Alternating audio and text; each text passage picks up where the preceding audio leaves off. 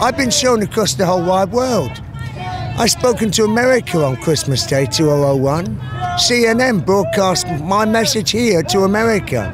All the Americas, South America, Latin America, USA, 3 minutes I'm speaking to them on Christmas Day. Does our Queen get that long? Does she say what I said? What did I say? I said for humanity. I said for everybody. I said hope, salam, wa'adil, la jamia, shalom, love, peace, justice for all. Peace, now. This is our message. This is the message of humanity. The media has been used by the money people.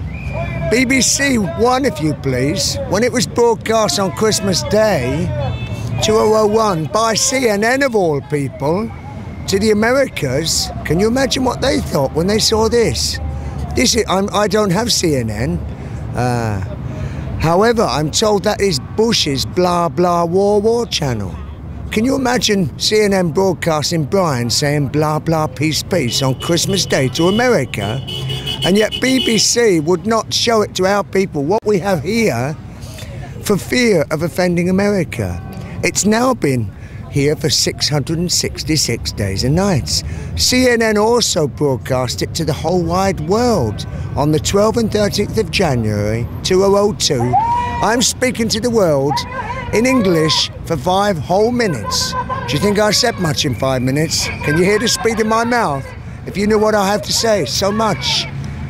Wicked, what's been going on is wicked. They've used the media, they've used it to control what people think. They've tried to manipulate them step by step into making them think the unjustifiable is the right thing to do. They didn't persuade them, did they? They go through all their silly games of we think they're weapons. Oh, they tried to link Iraq with the atrocity in New York, didn't they, on September the 11th? What do I tell? I tell French TV, France 2, it's their version of BBC. They ask me what I think of General Colin Powell.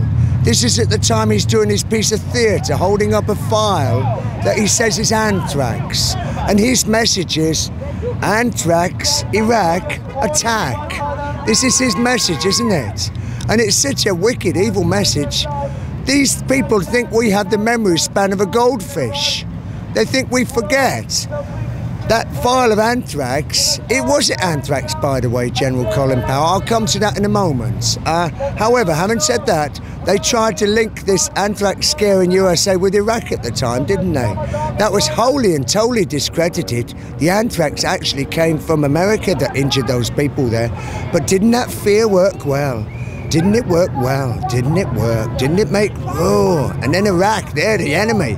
All you got to do is know they're the enemy. Oh, God almighty. Let's keep on track, because I've got so many stories. Colin Powell. This file of anthrax, was it anthrax? How do we know? The only way I can suggest it can be proved absolutely and totally is for General to take the top off of that and have a sniff. Why don't you do this, General? And I will believe you one way or the other. That is conclusive proof, I think, don't you? This is theatre. And the story about General Colin Powell is, this is the one who was against the war. And now he's for it. Therefore, it must be right. French TV asked me what I think of General Colin Powell. I say, here's Uncle Tom. Here's an Uncle Tom. Yes, France knew what I meant by that phrase. They smiled, they were very charmed. He is an Uncle Tom. This man who is a military man, his only real question was, can do. Can we do this? Can we do this without too many Americans returning home in body bags at the election time? This is what it's all about, you see. Can we do it? The millions of innocent Iraqi lives that are going to be wiped out didn't come into the equation. Where do we get these ideas from? These wild ideas, because we went in there to save them, haven't we? That's the story. We invaded them to save them. Well, we listen to what people do and listen to what people say and measure that up against what they're saying and doing now. What does the general say after the Gulf War? At the time, it was all smart bombs, military targets, pinpoint bombing, precise, precision, miracles of modern science. And there's the general in his full dress uniform with his medals on the podium with the American Eagle and with his stick, and that's the map of Iraq, and I am the military master surgeon. Trust me, I'm going to cut out the cancer. We're going to get the bad guys. Precision. Blah-de-blah-de-blah. After the Gulf War, he was asked, how many innocent civilian casualties were there? Do you know his answer? Frankly, that isn't a figure that interests me very much.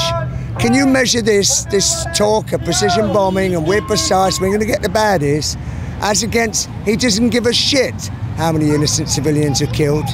He doesn't. And they have this obscene phrase called collateral damage, don't they? Isn't it evil? I'm told Rumsfeld has a new one, which I haven't memorised yet, but it's just as sick.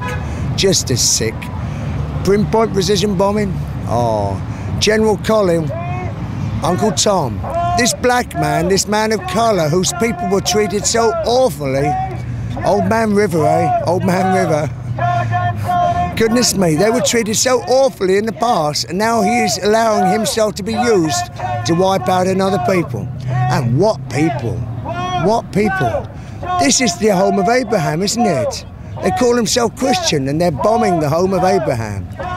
They're bombing the cradle of civilization, where the first writing, the first law, the first medicine, where everything came from, and they say they're going to put it back to the Stone Ages. And they will, and they intend to. And these barbarians, these infidels, what is this General Colin, General Tommy, what is the latest imbecile that they've recruited, the latest psychopath that they've recruited to do the murder? What does he say? He says there are no limits. No limits. Anything and everything is a military target. The mosques, the schools, the hospitals, the health centres, the kindergartens. They bomb a telephone exchange. Yeah, well, that's just... But I tell you what, when you're Iraqi people living here and your people are being bombed and murdered there and you can't pick up the phone and speak to them, they're cut off from the outside world. Yes, communications is important, isn't it?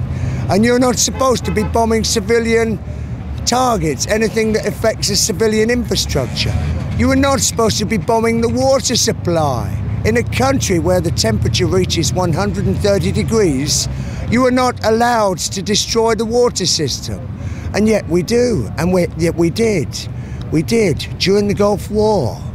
During the Gulf War, water supply, electric, sewage, roads, bridges, schools, everything wiped out. 59% of people don't have access to clean water due to the destruction of the Gulf War. And the sanctions, the most wicked, cruelest sanctions in history, that country's been under siege for 12 years. The sanctions are preventing the rebuilding of the water supply. Meanwhile, they're all dying of dirty water diseases. Diarrhea and dehydration. It's a dirty, disgusting death. Watching your kiddie go down, down, down, down, down, down, dying like fly. Get those pictures of those boards, some of the murdered kids there. What we've been doing over there. After the Gulf War, American Secretary of State was boasting to his people, telling them you have value for money, guys, justifying the tax dollars were well spent. Value for money, guys. Bottom line is, we trashed the country. Small detail, we targeted 28 hospitals. We targeted over 600 schools. We targeted health centre. This is the arrogance of the Third Reich, you know. The Third Reich. We're the 1,000-year Reich. Who's going to call us to account? Everything was documented, you remember? The Americans have documented their war crimes on the Senate record, if you please. Even with their Information Act, Freedom of Information Act, unlike our Official Secrets Act, anybody can go and find out, but they rely upon inertia and apathy, don't they? Like the people with their selling, they rely upon apathy. They send you something through the post, the books or whatever, you're supposed to send it back within so many days. They rely upon your inertia and apathy. They rely upon that. Yes, it's all there, but who's going to bloody read it? Well, it's there. Documented war crimes. You cannot target hospitals. Tommy, why isn't he in The Hague right now? Why isn't he? He has said he's going to commit war crimes. No, you cannot target hospitals. That is war crime. Or hospitals, or schools. Felicity Arbuthnot, who goes to a regular. Yes, Brian. They target nursery schools, the kindergartens, the babies are their targets. I started a fast 18 days and nights ago now, 18 days ago. Over my dead body, I say, fast to life. I'll eat again when the people of Basra can eat. I'm a cheat though, because I do drink. Can you imagine me not drinking? How could I? My throat would dry up. And now that would kill me. If my gob couldn't keep working, that would kill me. But, oh, Jesus wept. And people feel sorry for me, Brian the hero. I'm living on coffee and cigarettes and with milk and with about that much sugar, and aren't I a greedy bloody pig? And I have calcium, yes, and I have glucose, and I have hot, clean water. Now, wouldn't the people of Basra like clean water? Wouldn't the babies like milk to drink? It's wicked, it's wicked. What's going on there? Anyway, let's cut this short. Is my life worth more than an Iraqi man? Is it? It's the future of my wife and my 7 wonderful, glorious children. My wife, who's the most wonderful woman in the whole wide world. Are these people more important than the people of Iraq? Ask yourself that question and apply that alongside of love your neighbour as yourself, which is ABC Christianity. That is ABC, it's the beginning of Christianity. Love your neighbour. My neighbour's being tortured and murdered. Should I put myself and my own family above my neighbour? My children, my wife, they're at home, they're missing daddy, too damn right they are. You should have heard Catherine and Stephen, they're 10 years old, on the megaphone last night, telling off Mr. Bush and Blair. You should have heard them. Wow. They have a right to tell them off, more right than most. They've lost their daddy for nearly 2 years about this, you know, and they don't know if he'll ever get back again. They don't know whether I'll return to them alive. Because how long's this war going to last? I don't know. How long could I last without eating? On my liquid diet, me the bloody fraud, who's having calcium and glucose and clean water. How long will I last? I don't know. As long as it takes is what I say. I'll last as long as necessary. Do you know what started my fast? On the 13th of this month, 2 little babies shown in the Daily Mirror. You look it back on that one. 2 little babies in Basra, bombed. They're 8 and 10, but they look so young. And one of our rockets, one of our smart bombs, targeted these little babies. Bush and Blair bomb babies. That's the reality of this. Bush and Blair bomb babies. They've been doing it for years now. We've been bombing them for 12 long years. John Simpson, BBC World Affairs editor, yes, there are snippets now and again of truth and objectivity that creep out, but overwhelmingly all this bullshit about the pro-war people feel apeeved as if they don't get a voice. They get the voice all the time. The media is saying all the time what the warmongers want to be said. Then why haven't they shown this big time to the people of our country? Why haven't they? Abu Dhabi TV came here for 2 hours. They filmed and they broadcast half an hour. All Arabia has been privileged to hear this. All Arabia, all the cities and all the countries in Arabia via Abu Dhabi satellite TV, they know about this, what's going on here for half an hour. Mexico, I represent them. I have an official card to say I am a representative for Mexico. They brought me a beautiful card in their newspapers. The lady came from Mexico radio and she said, will you speak for 10 minutes? Now, do you think I could manage to speak for as long as 10 minutes? Will you speak for 10 minutes on Mexican radio, Brian? So after she turned the tape over and after that end finished and she has an hour, I say to her, I'm sorry, darling. I know you've got a lot of work to do editing now. It's my big mouth. I have to say it all. I'm useless for the media, aren't I? They want the sound bite. I'm useless for the newspapers and publications where they want 500 or 1,000 words. What? Goodness me, I haven't started, have I? I haven't even started, you know. Haven't started. Anyway, Mexico, 1 hour.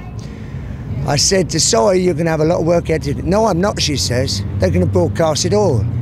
They're going to sweep off the usual rubbish and they're going to put all of this on. And can I come tomorrow for part 2, she said. She came the next day. And she worked all through the night, this wonderful lady. Her and the young man who came with her. Oh, it was awesome. Such love, such gentleness, such tenderness as they took me in their arms and loved me. This man and this woman.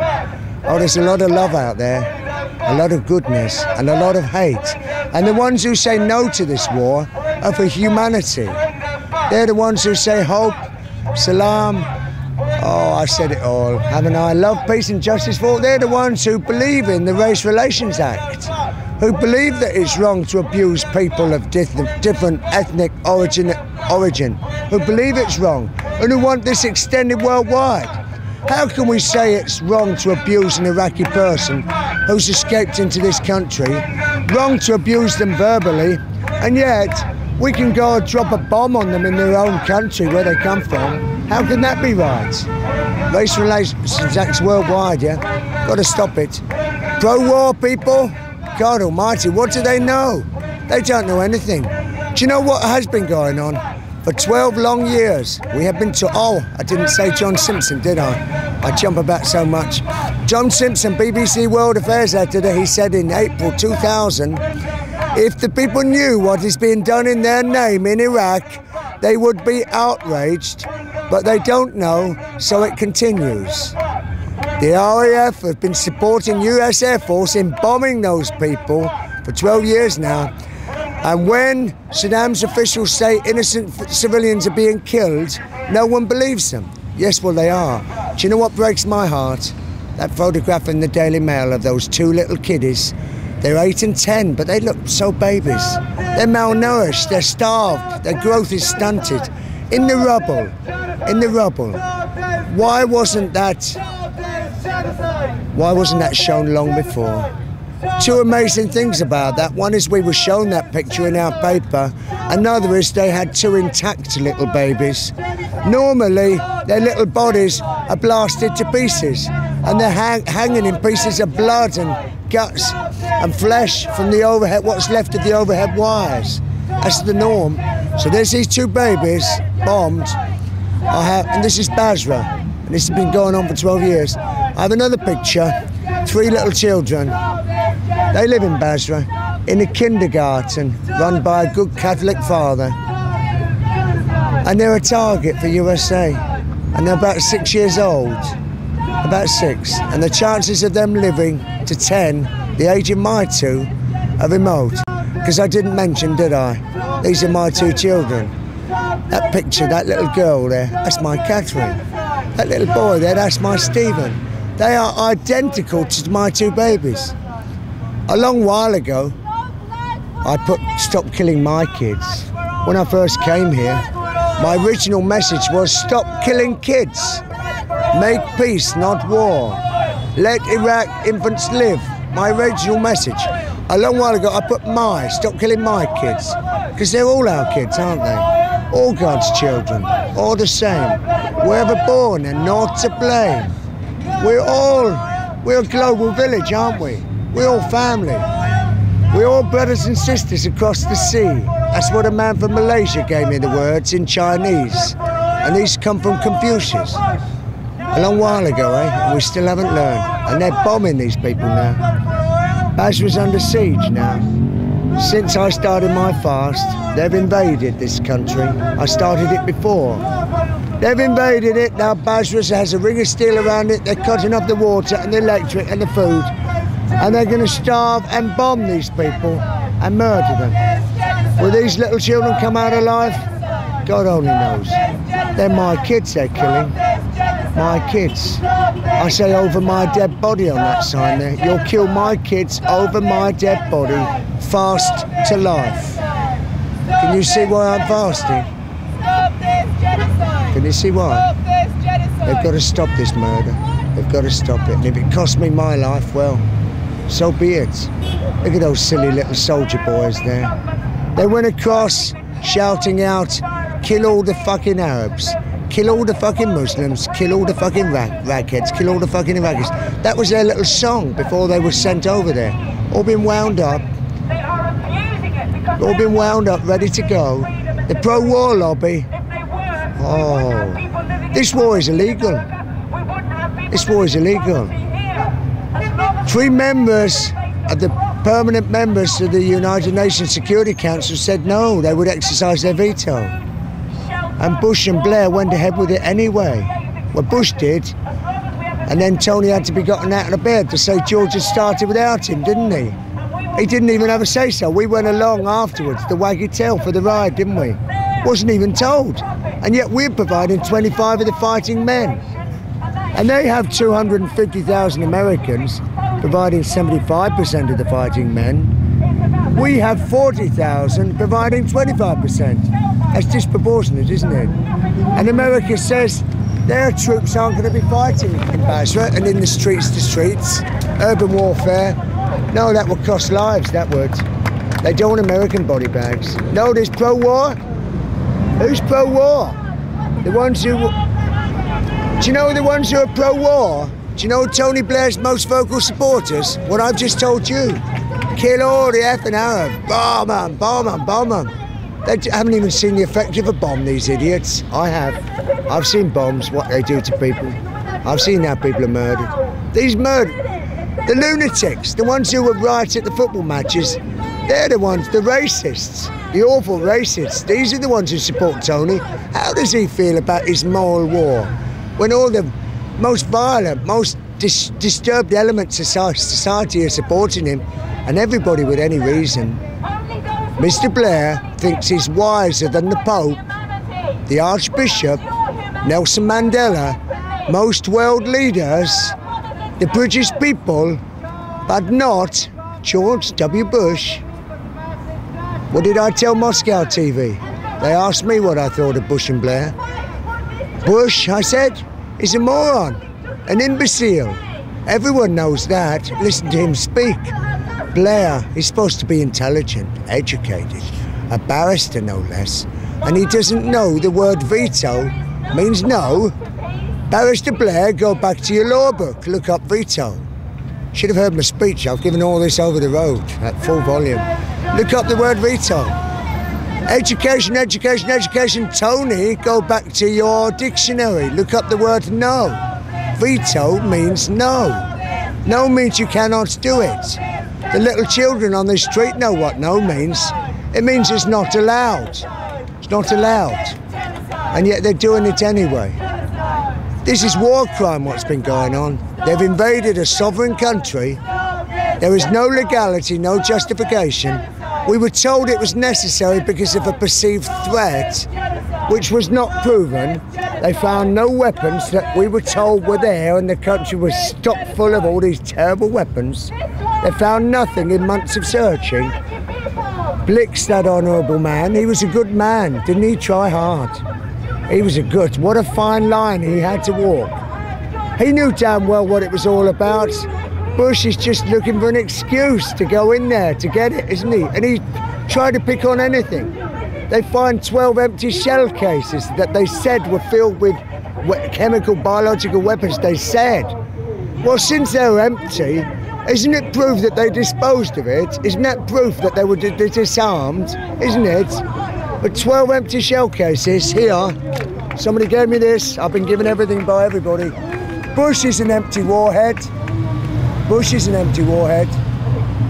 Yes. Well, that's what they found. Anyway, blah, blah, blah, blah, blah. So what are you going to do to stop it? That's my final question. What are you going to do? These pro-war lobby, God almighty. What? How can you be pro? How can you be pro-mass murder? We've gone in there to save those people, and we are encircling their cities. Basra, with 1 million souls, is encircled with a ring of steel. We cut off their water and their food and their medicines, and we're bombarding them. And the civilians, the citizens, and we're doing this because we care for them.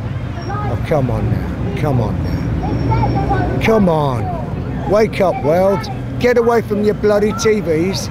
Get away from Beavis and Butthead, for God's sake. Get away. This horror story was written by Hammer House of Horror, by Hollywood, for Beavis and Butthead. It was written for that moron, that imbecile in the White House. Yes, I told Moscow TV that. They heard it first. Bush is an imbecile and moron. And Blair, Barrister Blair, go back to your law books. Oh, did I say Christian Tony? Christian Tony, eh? and he's bombing people. He was bombing people at Christmas '98 to help Bill out of his trouble with Monica. 300 cruise missiles, 400 large bombs on the people of Baghdad. Christmas '98. Because Bill couldn't keep his zip done up. Now that wasn't right, was it? British soldiers! American soldiers! We don't want the war again! 1, 2, 3, 4, 5, Keep Iraqi kids alive! 6, 7, 8, 9, 10. We don't want the war again! Okay, now you've had all the book, War and Peace, and the whole volume. Let's keep it simple, stupid. Let's give the simple story, eh? It's the kid, stupid. It's the kid, stupid. Tony and Bill will understand that one. It's the economy, stupid. Bill Clinton, a long while ago. It's the kid, stupid. We're killing kids. That's what it's about. The murdered children. Look at the board. See how they're dying in that country. Been torturing and murdering the innocent people of Iraq for 12 long years. Over 6,000 babies and infants up to the age of 5. Dying tortured, miserable, painful deaths every month for the past 12 years. Wiping out their babies. God almighty, what are we, monsters? That's what's been done in our name. And our people would be outraged if they knew that, because we are not monsters. We may be apathetic and selfish and bloody lazy and indifferent and so busy about our own lives that we don't have time. But when we're shown, when the media does their job faithfully and honestly, when we're shown those poor Kurdish people starving and freezing to death in the mountains, after being incited to rise up against Saddam Hussein, and after they were left in the lurch, they were really left in the lurch. They were left terribly in the lurch. They're dying. Anyway, the media does their job, and the people with their good hearts wanted to help them. And so they would also if they were shown the true story about Iraq, big time. Show how we've hurt those people. Let's go back a step, can we, to Vietnam? Look up the Observer magazine this week, the Weekend magazine. Look it up for yesterday. Oh, I'm sorry, it'll blow your mind. The effect of Agent Orange and dioxin on the people of Vietnam. It is so unbelievable, so wicked. And you look at that and see what USA has done and what the world have allowed them to do with their evil, wicked chemicals to these poor people. See the suffering and the pain. See what they've done. Measure that against all this talk of we think, we believe, we know they're chemical and biological weapons and this is a danger to us, without ever producing any evidence. The only weapons we see being used are hundreds of tons of depleted uranium scattered over Iraq by Uncle Sam. We see kids picking up bullets that kill them without having a gun. They're deathly bullets, these. They cause cancers, they're depleted uranium. And the kids die in agony without medicines because of sanctions. The Americans, USA and Britain, have put a hold on $5 billion worth of medical supplies and equipment. They put a hold on it. Paid for, approved under the sanctions regime. Paid for, if you please. We say you can have it when we say so. Who gave us the moral and legal right to do that?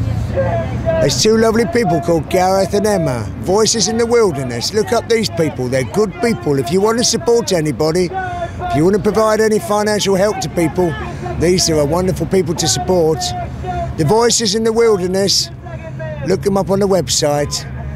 They take toys and medicines to sick and dying children in Iraq against the sanctions. They break the sanctions. They risk fines, they risk imprisonment. They do this. Now, what humanity is there to say you cannot take toys and medicines to sick and dying children without certain people's permission? Who said so? Who said so? They do it. They're the ones who brought me back this picture of these 3 children for Basra. And isn't it a coincidence that 2 of them have my 2 young ones' faces on them? Isn't it a coincidence? But it never is, because they always were my kids anyway when I came here. I look at those pictures. I have 7 glorious children of my own, as I told you. Each one of them pure gold. Pure gold. And if that were being done to one of mine, wouldn't I be horrified? Wouldn't I be horrified if that were being done to what's on that board to one of my children?